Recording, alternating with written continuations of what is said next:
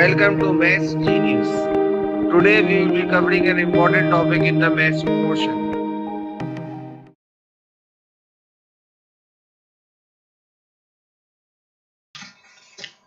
Properties of polygons, right?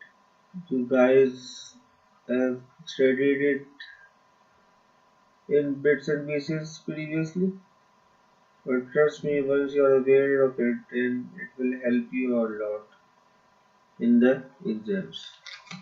Now let's have a look at it.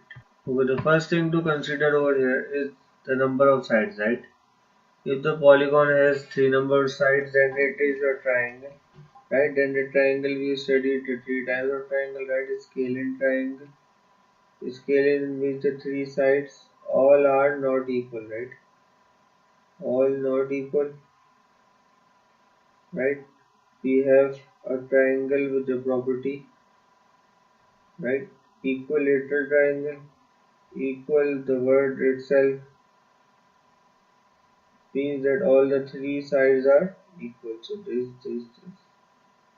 Then we have another type of triangle. Right, first is equilateral, the other is scalene, and the other is isosceles triangle. Isosceles, right? When the two sides are equal, so it's an isosceles triangle, right? Quadrilateral means four-sided figure, a chord, right? Okay. So parallelogram is a quadrilateral as well, right? So rectangle is a quadrilateral. So any four-sided figure is a quadrilateral. Then pentagon, five-sided figure. Okay. So five-sided figure, hexagon, six-sided figure. Then we have heptagon, then we have octagon, ninogram, and after we decagon, right? If you can remember it by the deci thing, right? Decimal, right? So in terms of 10, so it is, right? Percentile is in terms of 100, right? Deca, 10, right? So dec thing represents that, okay? Now in quadrilaterals, there are many types. One is a square, right? All the sides are equal, right? So everything is S, right? In a rectangle, breadth or width, and this is L and L, right? Now there is a rhombus. Rhombus is a type of a quadrilateral four-sided figure, but it's like tilted, so we only discuss the main thing, and that is the diagonals. Then we have the parallelogram. Parallelogram is also a four-sided figure, right? With base perpendicular base. This is the height and the above side is the base. If you recall, we have discussed its area collection and everything earlier in the lectures. Another thing to note is the trapezium, right? Trapezium is, if you recall, there are two parallel sides in it, right? Now we are also talking about a kite, a third type. Sorry, 1, 2, 3, 4, 5, 6 type, right? So what is kite? Right, so two sets of equal length sides and one pair of opposite angle sides, right? So these are two opposite angles,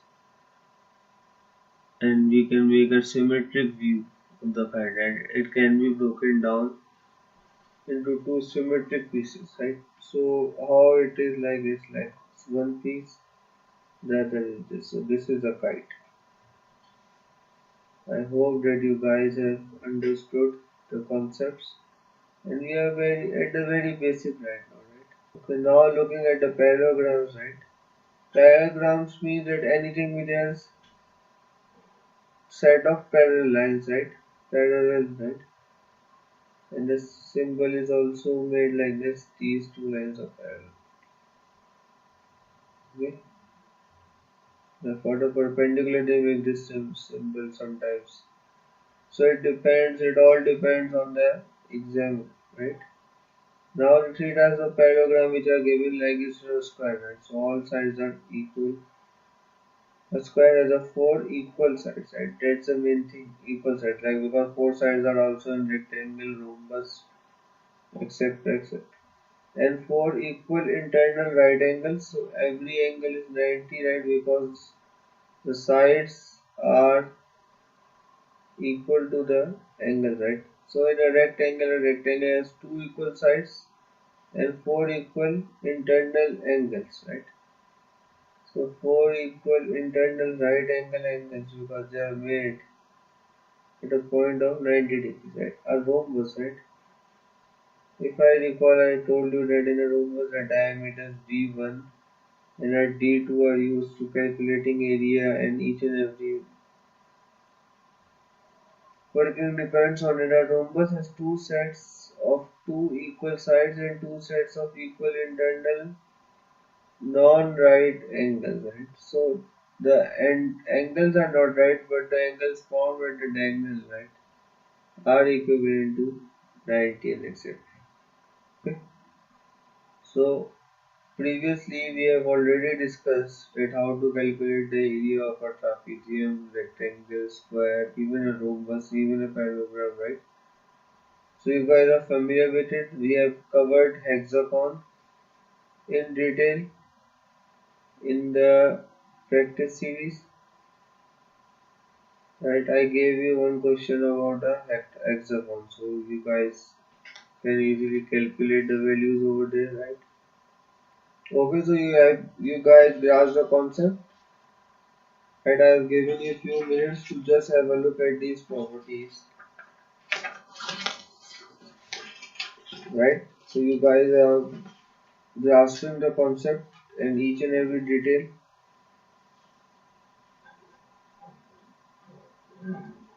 right? So why I have the given parallelogram on a separate side because the properties are really important, right? So what is a parallelogram, right? So parallelogram like has like opposite sides are parallel. The first property of a parallelogram is that opposite sides are parallel and they are also congruent. Congruent means equal, right? Then the angles are also congruent. So this is sides and angles both are congruent. Now consecutive angles are supplementary, right? So this plus this or this plus this are supplementary, that is equivalent to 180 degrees. So consecutive angles are supplement, right? It is equivalent to 180 degrees. Then diagonals bisect each other, right? If you pass a diagonal over here, so they are bisecting, right? They are bisecting, they are cutting each other. So this is known as bisecting. So diagonals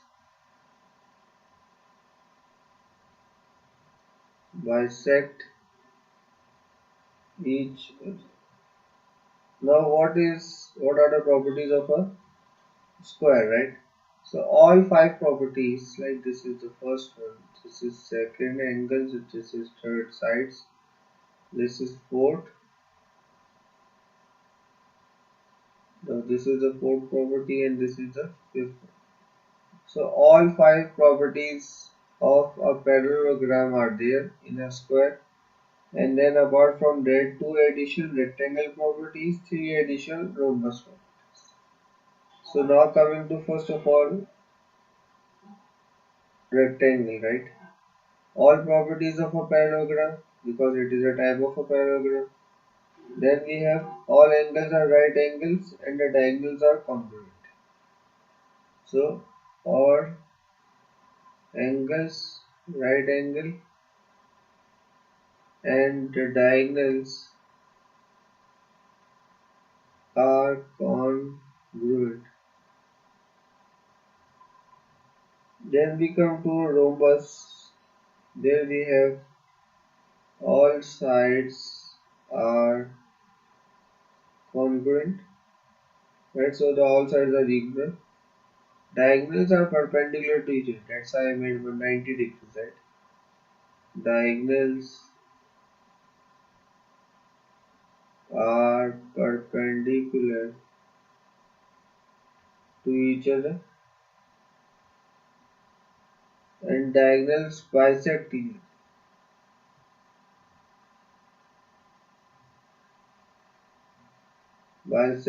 each other.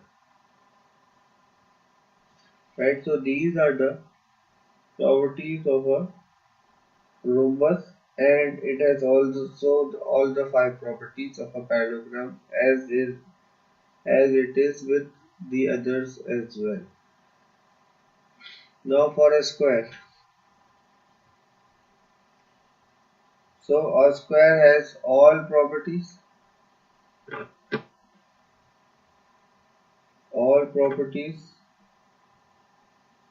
of parallelogram. Then it has two additional properties of rectangle, and it has three properties of rhombus as well. Right? So if you look at rhombus, right, the three properties of rhombus are what? All sides are equal, right? Diagonals are perpendicular to each other, so they cut at 90 degrees. So similarly in a square, the diagonals are cutting at 90 degrees. And the third property was that diagonals bisect the angle. So the diagonals are there and they are bisecting the angle. Similarly for a rectangle, all the angles are right angle. So same is for the rectangle, for the square as well, and then the diagonals are congruent, they are of equal length as well. So why I have told you this? Well, if you recall, right, we can be given any sort of questions, and I just wanted that you guys to put some effort into it, and you guys have a proper idea of each and every type of question. And for a triangle as well, the angles are found out by n minus 2.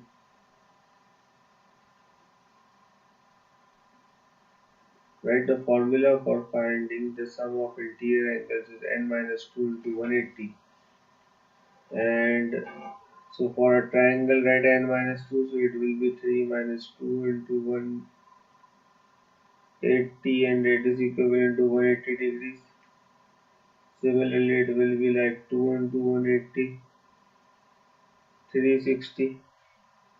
Then we have 3 into 180, and it goes on, right? 4, 5, 6, 7, 8, 9, 10. Right, so one should pay particular attention to this formula that is over here. So according to the properties, if I ask you a simpler question, I hope that you guys would be able to answer it. The question simply states, so in a parallelogram, AB is equals to x plus 4, and then we have BC that is equals to x minus 6, and then we have CD, it is equals to 2x minus 16. So we have to find AP, right? And the values are 20, 24, 28, 14 and 10. So I am giving you half a minute to just have a look at it, and then I will provide you with this. Yes, so now I will be solving it. So the first step, because A, B and C, D are parallel, right? So A, B and C, D are parallel lines.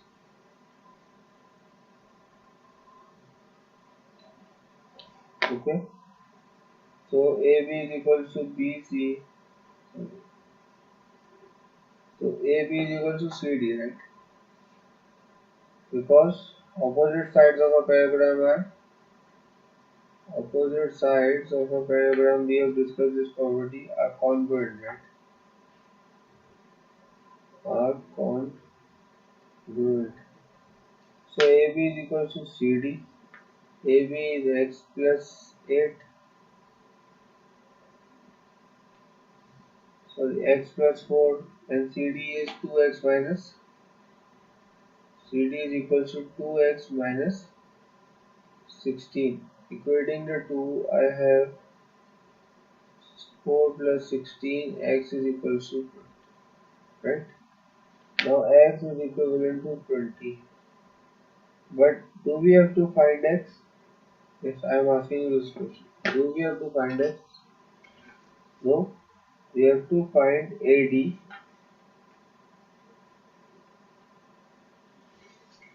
right? And if we construct a parallelogram, we would be aware that since AB and CD are equal, right? Because this is one pair of parallel sides, right? So what are the two things should be equal? Yes, so since AD is equal to BC, right? And if I insert the value of x in BC, right? So BC would become x minus 6. 20 minus 6 is equal to 14. So whatever is the value of BC, it is the value of AD, and that is equivalent to 14. Now without a question is 14, right answer. Even after that, some students have a tendency of marking it wrong. I don't know why, how they come up with such silly mistakes during the exam, and that ruins the grades, right? So please pay particular attention, right? Make appropriate shading in the exam on the exam, right? It should be like this. Your answer sheet should be like this, or A, right? So it should be filled properly, right? Your naming conventions, etc. It should be done legitimately so that you are carefree during the exam, right? Okay. So if they ask you that what is the total number of angles in the hexagon, so what you will be doing? You will be just taking that hexagon is like 6 minus 2 into 180 and 4 into 180, right?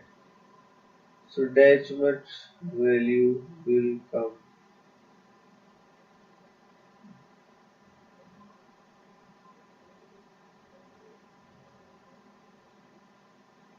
So the final value is 720 for a hexagon, and it goes on and on and on. You can derive, you can make any type of series with ample amount of data easily, right? I have paid particular attention to these topics, which often teachers have a tendency of skimming or skipping it, but I tend to focus on them, and that's the end of the session. Thanks for watching. Please like, comment and share this video, and subscribe my channel for more videos and updates.